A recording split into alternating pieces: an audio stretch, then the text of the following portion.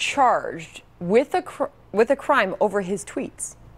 Well, you can be charged, just not very convincingly. If you're going to start to stitch together tweets into some criminal mosaic, then you really are reaching these sort of evidentiary dregs. I mean, it's a very weak type of case. A subject, even a target of an investigation, does not surrender their First Amendment rights to speak out in their own defense.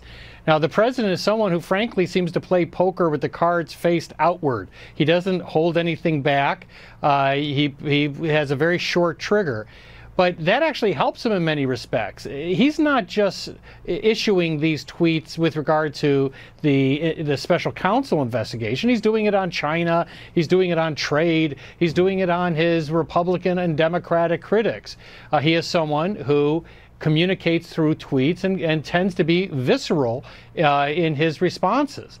I don't see how you can possibly base a convincing criminal case on that type of social media. Well, if this is the case, and we're going off a report here, if this is the case and the special counsel is looking at the president's tweets, particularly about Sessions and Comey, what does it tell you about Robert Mueller and his investigation?